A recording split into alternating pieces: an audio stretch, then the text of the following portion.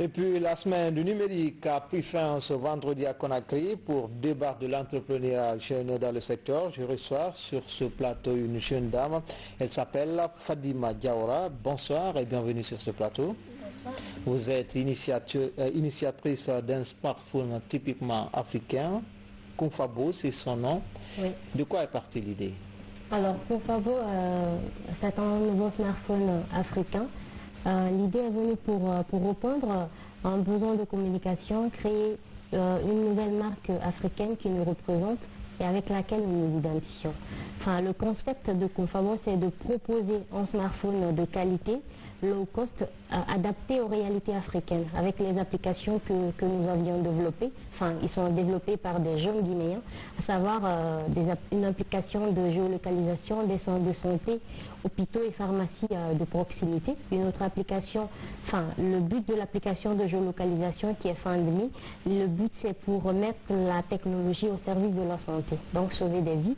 Alors la deuxième application, c'est une application de recettes africaines, c'est pour faire connaître au fait l'art culinaire africain. On a pris des recettes un peu partout des pays africains pour l'intégrer au smartphone. Et le troisième, c'est une application qui s'appelle Dicalo, enfin, qui est développée par une start-up camerounaise avec laquelle nous collaborons.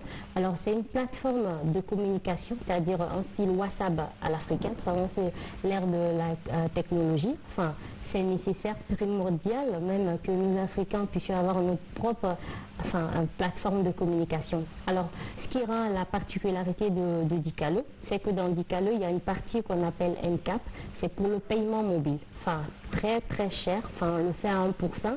Alors, pour les utilisateurs de Kumfabo, on a la chance des 1%, vous payez que 50% de réduction. Par rapport aux autres sociétés de téléphonie, quels sont les objectifs justement de Kumfabo, les objectifs? Alors, l'objectif de Kumfabo, c'est d'être d'abord leader du marché du smartphone en Guinée et en Afrique en général.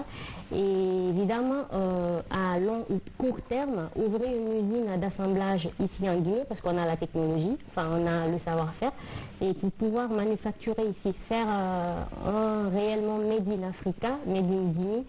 Et également, comme je suis venue spécialement pour la semaine du numérique, enfin Kumfabo a gagné un prix. On nous remercie. Félicitations. Merci beaucoup. Alors donc je lance aussi un appel aux autorités pour l'accompagnement. Justement le message, pour finir, le message à l'endroit des autorités, des décideurs pour vous accompagner. Voilà, c'est de faciliter la mise en place, le financement, parce que moi j'y vais sur fonds propres et aussi je fais l'appel aux investisseurs privés, aux bailleurs de fonds pour accompagner ce projet parce que j'ai annoncé le lancement d'ici la fin de l'année. Merci.